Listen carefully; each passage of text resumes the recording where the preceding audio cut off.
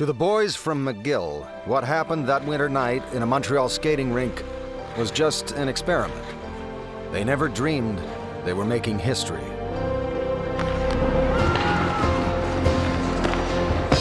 But when the puck dropped, they gave the world its first official hockey match. And in that moment, a new game and a new country made a lifelong bond. We were the nation that was created when the game was created. A game of survival, played against winter. The promise of life in the season of death. It's tough, it's dangerous, it's wonderful. Hometown dreams born on frozen ponds, and epic journeys in the quest for glory. It's the story of miners and mill workers, and the winter stage where any man can be king. Of the struggles and triumphs of the women who fought for their place in the game. There was a time when I first started coaching hockey that the only person who was watching our game was the Zamboni driver. Hockey's story spans 2 centuries in a vast country coming of age. A story of hucksters and heroes, of victory and betrayal. A game that divides us and unites us like nothing else can. I don't know what it is about hockey. When people get into it, it's just in their blood. It's Canada's gift to the world and a measure of our place in the world. Are we gonna have challenges? Absolutely. But nobody's gonna take away the fact that it's our game. That'll never be taken away. It's the game of our kids and the game of our lives. A game that tells the story of a nation.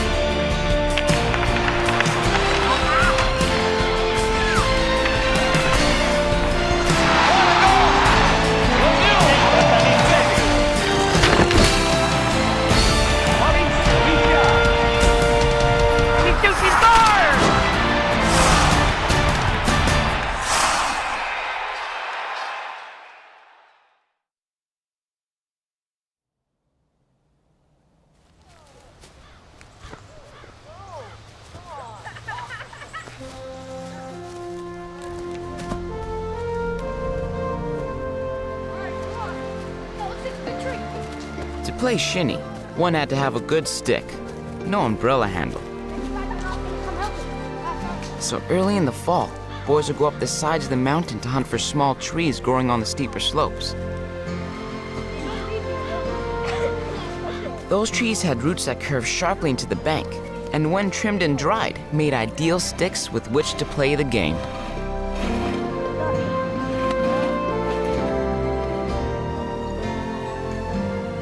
Even before Canada was a country, it was a ritual that marked the passing of one season and the beginning of another. Winter, or more precisely, hockey season.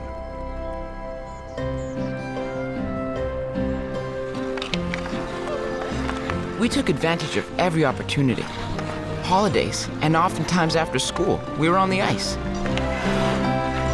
It was skate, skate, skate as hard as you can go, take a rest, and go after that puck again until you're thoroughly exhausted.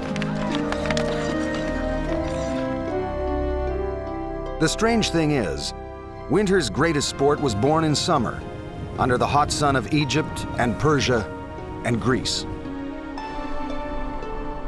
When the Athenians built the Parthenon 2,500 years ago, one of the stone carvers, a sports fan, left a record of his passion. A marble relief shows 2 teams with crooked sticks and a ball waiting for the referee's signal. Except for the missing skates and the fact they're buck naked, you'd swear it was a center ice face-off. You know, as humans, we're players. I mean, that's what we do. I mean, we mess around. We see a rock and we kick it. And if you kick a rock, somebody else is going to kick it too. And they may kick it in the opposite direction. And games begin. As civilization spread westward, so did its games. Taking root in Europe and the British Isles, they called it bandy, or hurley, or shinty.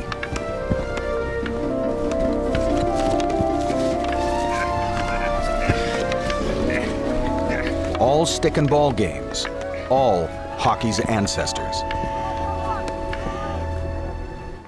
But it's the skate that sets the game apart. By the 1600s, the Dutch had perfected the metal blade and had the right idea. But instead of hockey, they came up with a game called golfen. If this looks like a threesome standing on the first tee, it's because they're playing ice golf. The English and Irish nearly got it right, adapting the game of hurley to the new marriage of steel and ice. Almost hockey, but not quite. It wasn't until the Old Country Games arrived with the immigrants on the shores of Nova Scotia that the last missing pieces were found.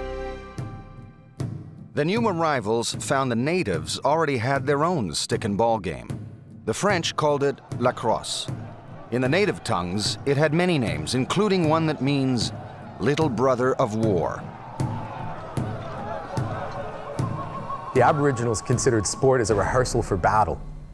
And consequently, in these games, it was winner take all, literally, sometimes. The opposing players might be killed. They would certainly be roughed up because you wanted to win, because when you were in battle, you had to win or you'd be dead. I think the immigrants saw how seriously they played these games and imitated them consciously or subconsciously when they played their own. A rough game and a rough country. Both are taking shape at the same time. Many will lay claim to the title birthplace of hockey. By the early 1800s, there are stories of schoolboys playing a form of the game on the frozen ponds and inlets of Nova Scotia. And British soldiers from the Kingston garrison are seen scrimmaging on the ice of Lake Ontario. Hockey was not invented, it evolved. But Canada's imprint on it is unmistakable. In 1866, the Star Manufacturing Company of Dartmouth, Nova Scotia, produces a revolutionary new skate, an ingenious design that clamps firmly to a boot with a rounded blade for better maneuverability. For the next half-century, Star skates are the gold standard around the world. Even Leon Trotsky, future leader of the Russian Revolution, longs for a pair. Our relatives and friends, when going to town, would sometimes ask what I wanted. My eyes would shine. "I want Halifax skates," I would cry. But they would forget their promises. I lived in hope for several weeks and then suffered a long disappointment. Star also sells hockey sticks, handmade by Mi'kmaq carvers. They're cut from the hornbeam tree, nicknamed ironwood for its resiliency, or stinkwood, because the sawdust smells so bad. Mi'kmaq sticks sell all over the continent for 45 cents a dozen. And each hockey stick at the time was like a Stradivarius. It was unique in its own way. There were no two hockey sticks that were alike. First of all, no two pieces of wood are alike, but also the carver made a difference, and his nuances and how he carved the stick. It's a beautiful metaphor for Canada, which I think was formed by the forest. The industry of the forest is the first sort of rooted industry in Canada, and out of this rooted industry comes what has become our sporting symbol, the hockey stick. It's the stick that gave the game its name. Perhaps from the old French word hoquet, which means shepherd's crook, or maybe it's from the Iroquois hohi, meaning tree branch. Wherever it came from, it stuck.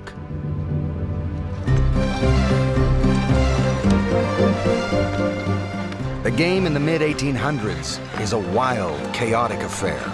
No set boundaries, no time limits, few rules, the number of players determined only by how many could fit on the ice.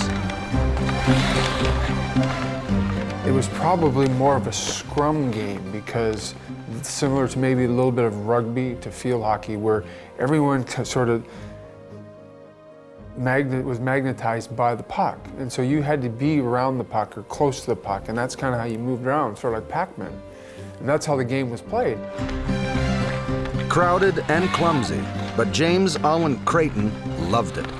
Born in Halifax in 1850 and schooled at King's College, Creighton had grown up playing pond hockey.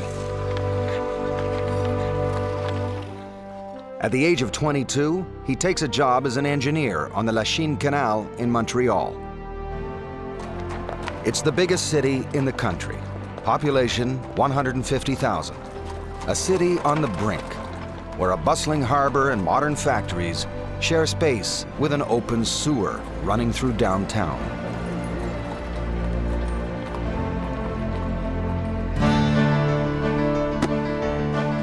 Creighton keeps up his skating and takes up rugby, playing for the McGill University Football Club. Their match against Harvard in 1874 is a turning point in the sporting history of North America.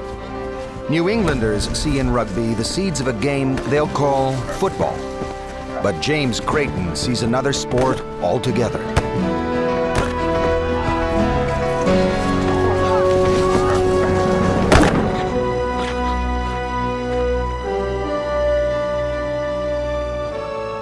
That winter, he recruits his rugby teammates, outfits them with Mi'kmaq sticks and star skates, and lays out the rules. The game shall be commenced and renewed by a bully in the center of the ground. Charging from behind, tripping, collaring, kicking, or shinning shall not be allowed. No player shall raise his stick above his shoulder. When a player hits the ball, anyone of the same side... Then, on the night of March 3rd, 1875, Creighton books the Victoria skating rink for a couple of hours and invites a small audience. Hockey had moved indoors. And now, instead of the wide-open game played outside for the last 75 years, it has boundaries, squeezed into a space roughly the size of a gladiator ring.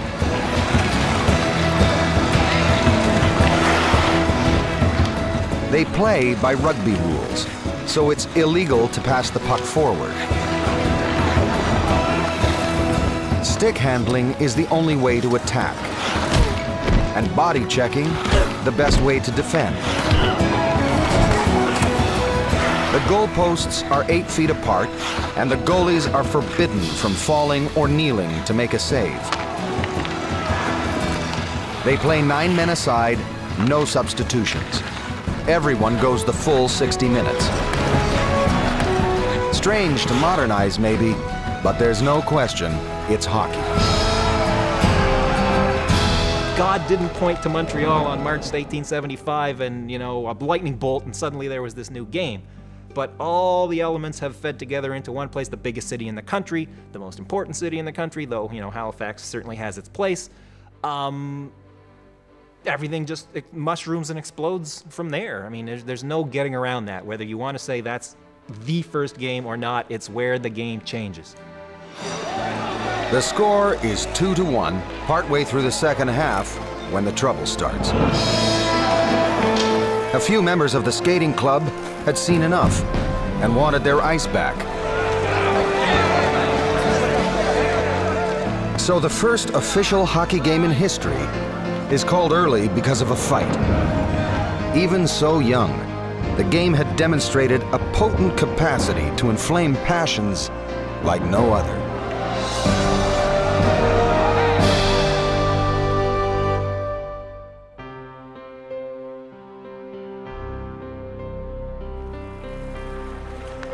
Eight years after Creighton's little experiment, hockey is still a kind of boutique sport. The pastime of an exclusive little club of English Montreal gentlemen, most of whom had learned the game at McGill University. There are fewer than 100 league players in the whole country, but like journalist P.D. Ross, they're true believers. Best game I know of, hockey. got my skates, down to the river to play on the ice. Hard work all afternoon. Feeling used up. Too much exercising between hockey and dancing. Determined to quit dancing. It is wealthy people in wealthy sporting clubs who have the time to indulge in leisure pursuits who come up with these games and make up the rules and play them in their universities and in their social clubs. And eventually, the rest of the greater population is exposed to these and it starts to spread out. But it definitely doesn't come from the ground up. It starts from the top and works its way down to the populace. But to spread, hockey needs a showcase. And in 1883, opportunity comes calling. That year, Montreal hosts the first Winter Carnival. Every hotel and boarding house is booked, and tourists are pouring into the city by the trainload. P.D. Ross files reports for the Toronto Daily Mail. There must have been 1,000 sleighs and cutters on the street between 3 and 4 o'clock, and people of all description in them glide along to the music of their bells. Montreal is today the best advertised city on the continent. The centerpiece of the carnival is a marvel of frozen architecture, a real winter palace built with 10,000 blocks of ice cut from the St. Lawrence River.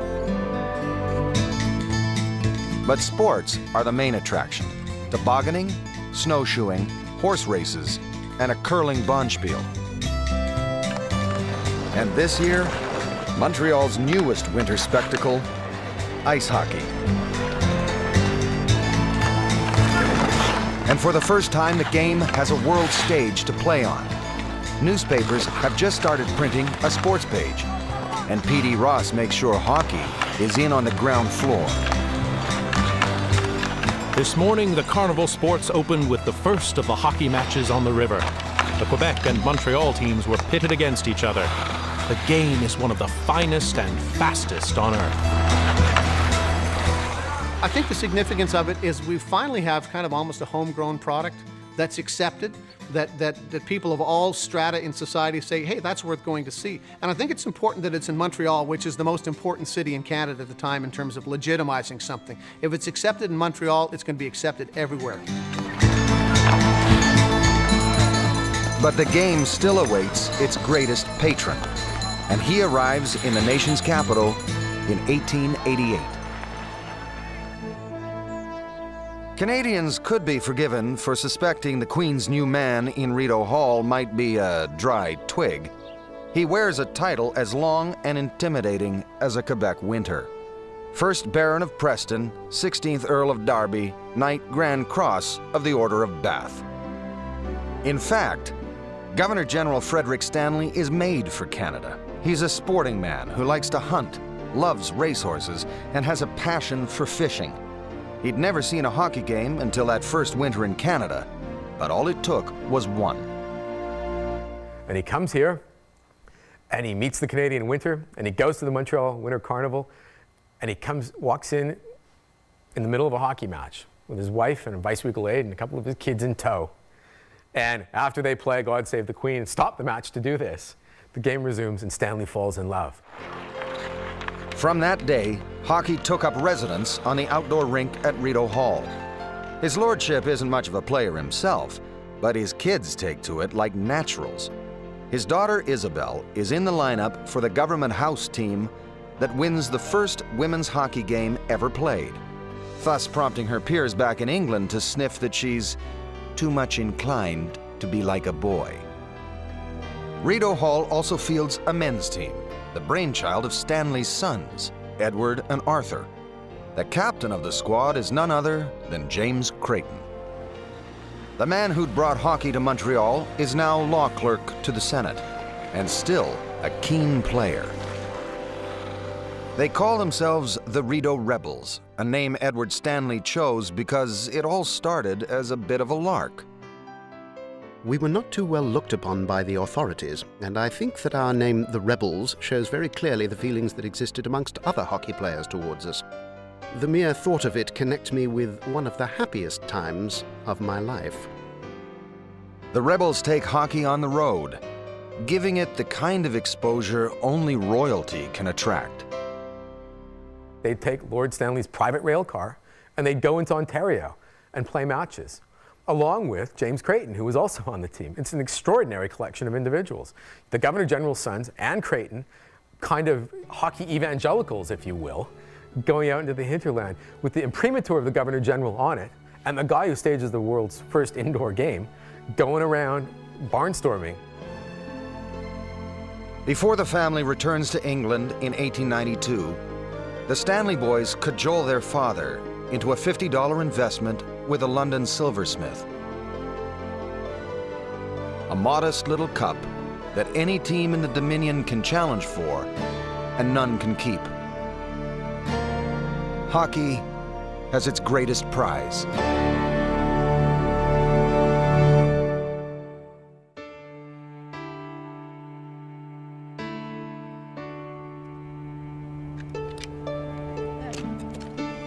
When I was growing up, we lived hockey.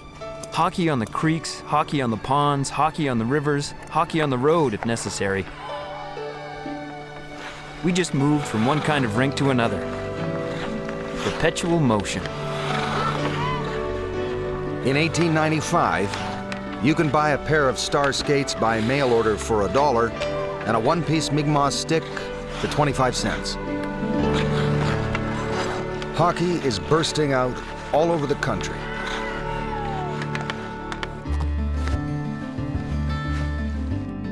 Bankers face off against each other in Regina, plumbers' helpers play in Ottawa, and firefighters in Calgary.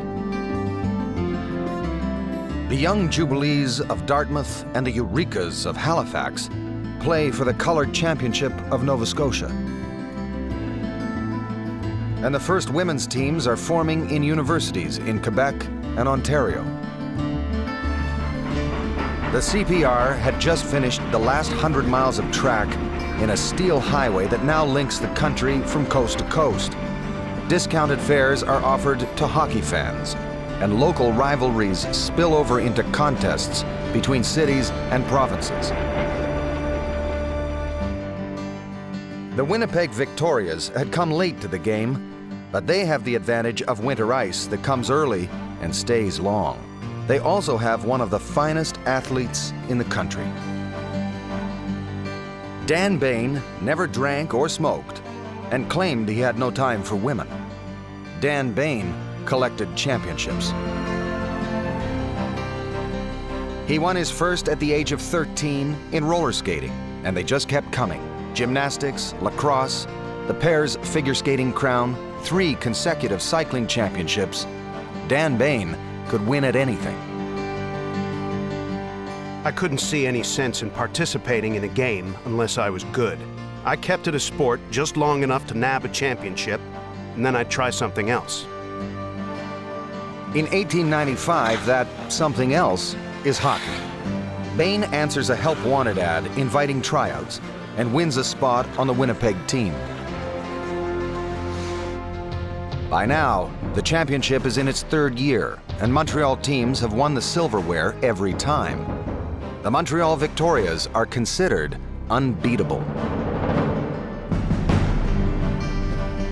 But in February 1896, the Winnipeggers head east to challenge for the Cup, with a Manitoba Free Press reporter in tow. Out from the west go 7 of the Prairie Capital's most stalwart sons to do battle. We have shown that Winnipeg is the curling center of the world, and if the Stanley Cup is brought to the bull's eye of the Dominion, we will have proven our right to be called the hockey center of the world. It realizes the vision that Lord Stanley had. You have a team from the West, which in those days was the hinterland, coming east to play in a big series. You have all sorts of modern inventions which tie the country together, telegraph, the railway, etc. All of a sudden, this vision of Canada is realized in a hockey sense. And we have this Challenge Cup, which represents the championship of Canadian hockey. So Winnipeg comes into the heartland of establishment Canada. It's a phenomenon that no one has seen before. The game is played in the old Victoria skating rink, under the same roof where 21 years earlier James Creighton had first brought hockey in from the cold. But this time, the place is packed to its elegant rafters.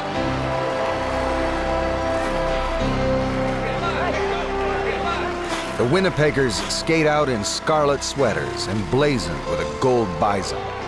Their goalie, Cecil Merritt, sports a pair of white cricket pads, an innovation born of necessity since his teammates had perfected a wicked wrist shot.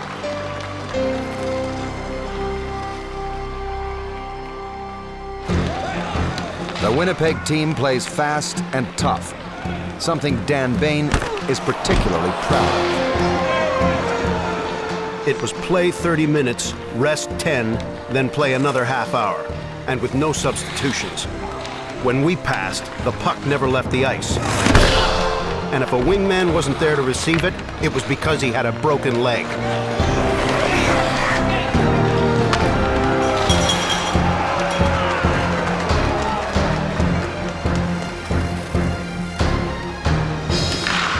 Thanks to the CPR, the country is not only tracked, but wired.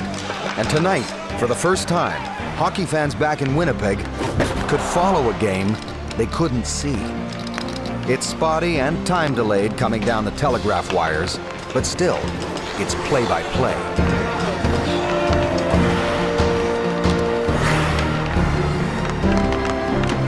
This night, Dan Bain leads the team in penalty minutes and gets an assist on the winning goal late in the second half. Cecil Merritt, with his white cricket pads, is so good, one reporter declares the Winnipeg goal might as well have been boarded up. Montreal goes down to defeat, and the cup goes west. The Manitoba Free Press gloats that the fans who'd bet on Winnipeg cleaned the place out. Montreal tonight is clothed in sackcloth and ashes, and the sports have gone to sleepless beds with empty pocketbooks. The Peg contingent, on the other hand, have enough money to start a private bank. No less than 2,000 cold plonkers went down into the jeans of the Winnipeg supporters.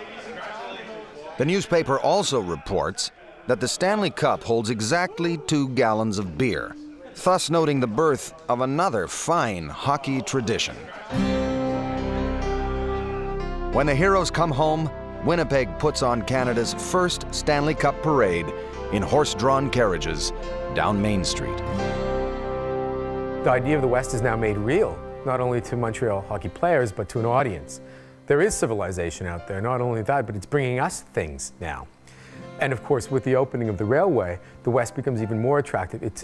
These guys are metaphoric for the idea of the West, where you move west and you reinvent yourself. Well, in many ways, they've reinvented hockey. But Montreal would be back stronger than ever. And by now, the first French-Canadian players are coming into the game. They're of the privileged class, men like Louis Hurtubise, the son of a wealthy financier, and Théophile Viau, whose father made a fortune in the bakery business. They'd learned the game in the schoolyards of the classical colleges, taught by the Irish and groomed by the Catholic brothers. It's a route future stars will follow for decades to come. Well, first of all, I always had the feeling that the brothers themselves, some of them were pretty good hockey players. It gave us the occasion as a group of youngsters to play together, to experience what it is to work inside of a group, inside of a team. And that's where we started. In 1902, Viau and Hurtubise are called up by the Montreal Shamrocks. They're the first French Canadians to play at the highest level of the game. And it's big news in Quebec. I mean, the Francophone community has wanted for years to have this happen, especially the Francophone press, who see this not only, I see this as a nationalist matter, for the honor of the nation. Hockey culture has taken hold in French Canada. Now, all over the country, new players and new teams are appearing. Lord Stanley's trophy had worked its magic. The competition for it unites the country in a national pursuit. hockey had become Canada's game.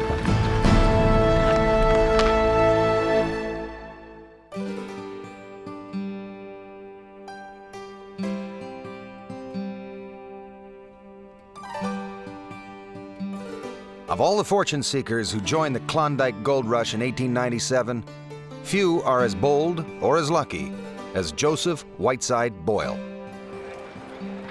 By the time he treks into Dawson City, the place is crawling with every hustler, whore, and dreamer west of Winnipeg. But Joe Boyle dreams big. He invests in timber concessions, sawmills, and shipping docks. And while others are panning or sluicing, he builds giant floating dredges and mines the whole Klondike River.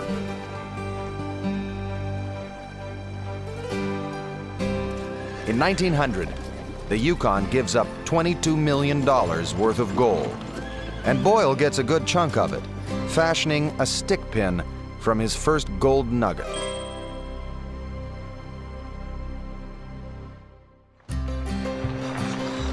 And that winter, he sees his first hockey game. Soon, he's managing one of 4 teams playing in the Dawson City Hockey League. It's a hodgepodge of civil servants, Mounties, and miners.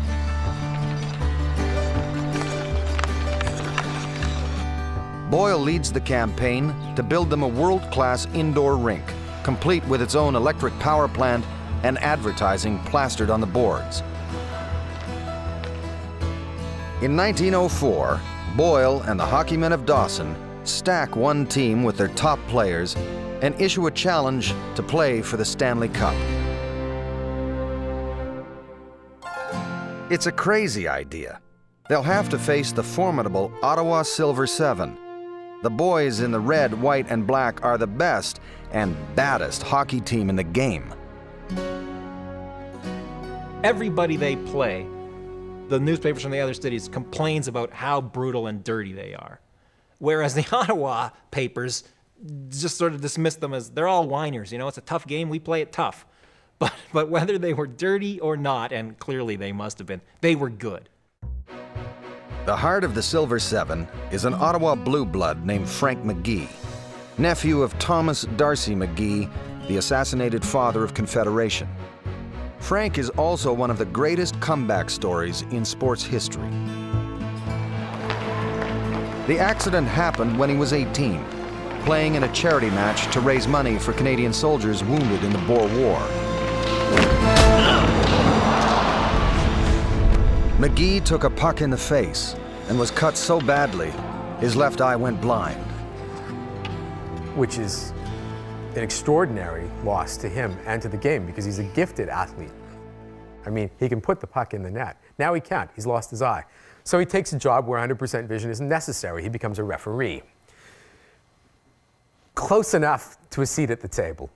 Misses it. Decides, what the hell, I'll risk that other eye. McGee comes back to play with the Silver Seven, launching one of the greatest dynasties in hockey's record books. In the next 2 seasons, Ottawa defends the championship against the best in the country.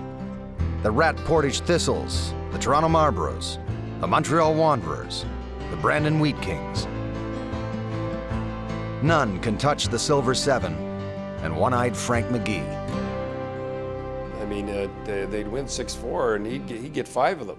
So you can't go by how he played, but you just look, he must have been heads and shoulders above everybody else because he got the points. Wait, one-eyed Frank McGee, does that sound great? It sounds like a gunfighter or something. The Dawson City Nuggets have no stars and no track record. They'd never won anything. Their goalie is an 18-year-old kid named Albert Forrest, who'd never been in net. But Joe Boyle is a rich man with good connections. He convinces the Stanley Cup trustees there's a golden marketing opportunity here, and the challenge is accepted. Well, Dawson City was a city full of dreamers. It was full of people chasing gold, chasing a fortune. So it would be a perfect place for a team that thought it could travel like 40 days across North America in the dead of winter and win a Stanley Cup. No other city is based more on dreams, and the Stanley Cup is just one of those other dreams for Dawson City. On a cold December morning in 1904, the local newspaper sees the Dawson City Nuggets off on the strangest road trip in hockey history. The first stage is a killer dog sled trail. The run of 365 miles over the ice and snow to Whitehorse will put the boys in splendid condition, and they will be long on wind and strength when they lay out on the ice for the biggest hockey trophy under the sun.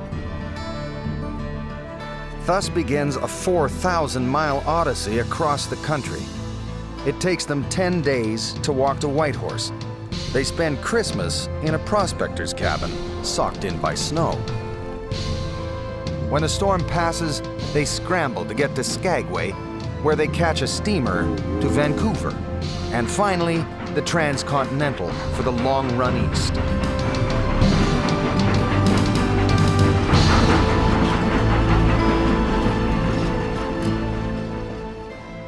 Ottawa, January 11th, 1905, special to the Gazette. The Dawson hockey team arrived in Ottawa this evening. By the time they pull into town, the Nuggets are national celebrities. They average about 160 pounds in weight and are a rugged-looking lot, apparently fit to rough it up to any degree if necessary. Rugged and wrung out. Joe Boyle pleads for a postponement until his boys can recover, but Ottawa refuses, and they're forced to play the first match of the series 48 hours later.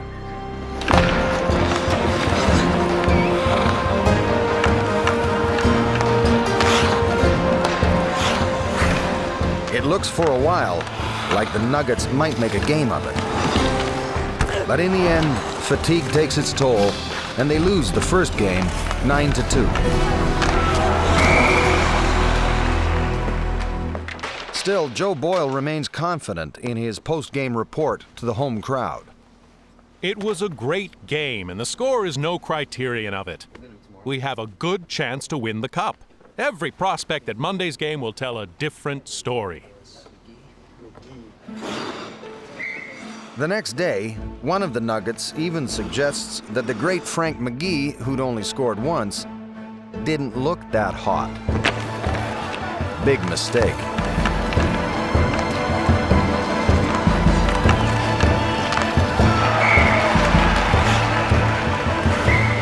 It was suspected that he might have been holding back so as not to embarrass Dawson City. Now, there would be no quarter.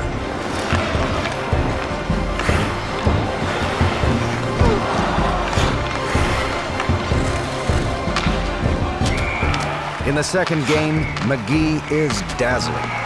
He scores 14 goals, including a flurry of 8 in the space of 9 minutes.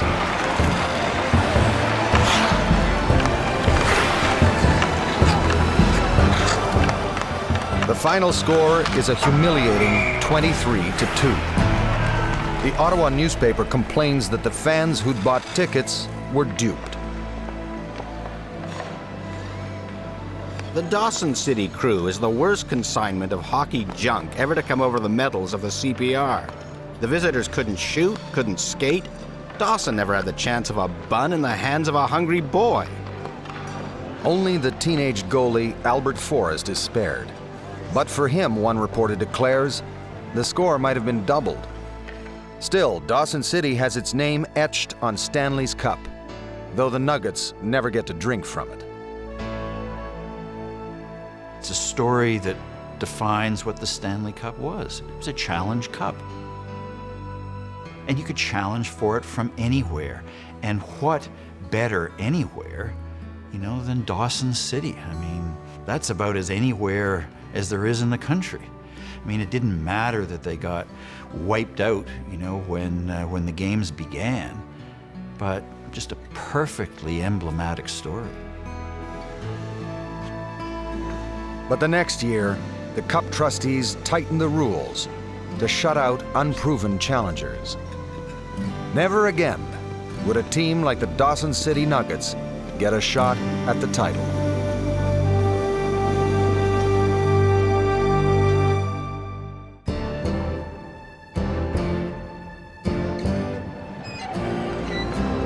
Hockey had come a long way since that first experiment in a Montreal skating rink in 1875.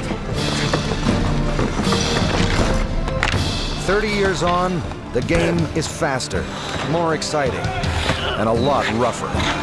From its genteel roots, hockey has grown into a full-blooded and violent sport. Brawls are frequent, and the stick work so brutal that in 1904 alone, 4 players were killed during hockey games. Utah, I think the hockey's tough. The 70s, you should have seen it then. It was a lot tougher and more violent back in then than it is now. So everybody says, oh, this isn't hockey. It was whoa, whoa. That's the way hockey was back then. You better look out if he couldn't be faint-hearted playing back then. But the violence only seems to add to the popularity of the game. Big matches now draw more than 5,000 paying customers.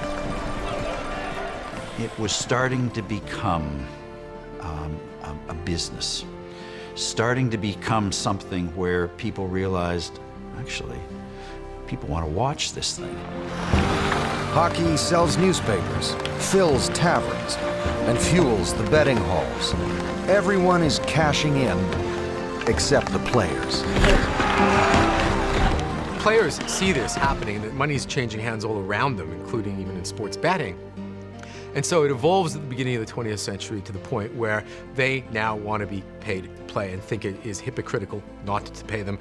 They're not bound by any code of amateurism. They see that the owners aren't bound by any code of amateurism, so why should they be? Hockey's little secret is out. What began as a pleasant recreation for the leisure class is now a hugely profitable business. And the big paydays are coming. The stage is set for a new breed of player and the rise of professional hockey.